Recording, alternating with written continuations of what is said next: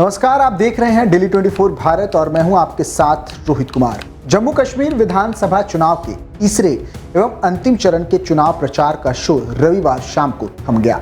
इस चरण में 40 विधानसभा सीटों पर मतदान 1 अक्टूबर को होगा। सभी पार्टियों की नजर इस चरण के मतदान पर टिकी है, क्योंकि इन सीटों का परिणाम ही तय करेगा कि जम्मू कश्मीर में सत्ता की कुर्सी पर कौन बैठेगा। जम्मू संभाग की अधिकांश सीटों पर कांग्रेस और भाजपा के बीच सीधी टक्कर है। कुछ ही सीटों पर नेशनल कॉन्फ्रेंस का प्रभाव है, लेकिन कश्मीर की अधिकतर सीटों पर त्रिकोणीय या बहुकोणीय मुकाबला है। दिलचस्प यह भी है कि प्रदेश की राजनीति में भाजपा और कांग्रेस दोनों का भविष्य इसी चरण पर टिका है। इसी कारण इन दोनों दलों ने इन सीटों पर प्रचार में पूरा दम लगा दिया है। भाजपा के दिग्गज नेता समेत गृह मंत्री और प्रधानमंत्री ने भी चुनावी रैलियां की। कांग्रेस की वरिष्ठ नेता प्रियंका गांधी ने पूरे चुनाव में जम्मू कश्मीर में एक जनसभा की, वह भी इसी चरण में। राहुल गांधी की भी रैलियां भी थी और कांग्रेस अध्यक्ष भी आए। जम्मू कश्मीर विधानसभा में 114 सीटें हैं, जिनमें से 90 सीटों पर चुनाव हो रहा है। 24 सीटें गुलाम जम्मू कश्मीर के लिए खाली रखी गई है। पहले के 2 चरणों में 50 सीटों पर मतदान हो चुका है।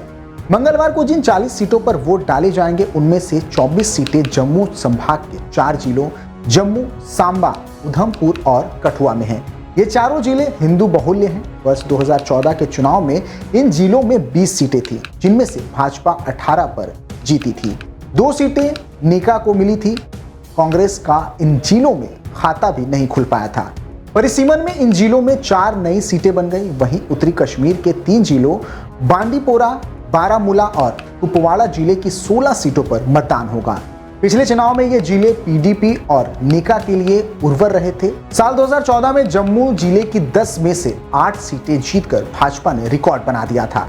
परिसीमन के बाद अब इन जिलों की 11 सीटें हो गई हैं। जम्मू पूर्व से 9 उम्मीदवार हैं, लेकिन मुख्य मुकाबला कांग्रेस और भाजपा के बीच है। कांग्रेस ने पूर्व मंत्री योगेश साहनी तो भाजपा ने युद्धवीर सेठी को उतारा है। वर्ष 2014 में भाजपा के राजेश गुप्ता यहां से जीते थे। जम्मू नॉर्थ से 17 उम्मीदवार चुनावी मैदान में हैं।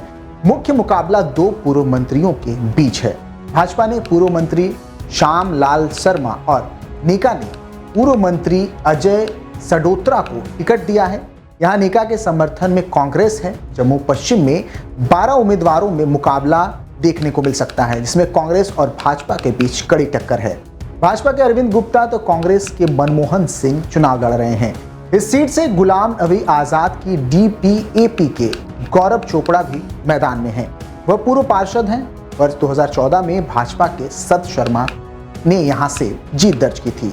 वहीं आरएस पुरा जम्मू दक्षिण सीट सबसे अधिक चर्चा में है। यहां 14 उम्मीदवार चुनाव लड़ रहे हैं, लेकिन कांग्रेस के कार्यवाहक प्रधान रमन भल्ला और भाजपा के डॉक्टर नरेंद्र सिंह रैना के बीच कड़ी टक्कर है।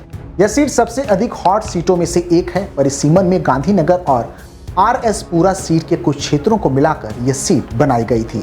परिसीमन में नई बनी बाहू सीट पर भी मुकाबला कांग्रेस और भाजपा के बीच ही है।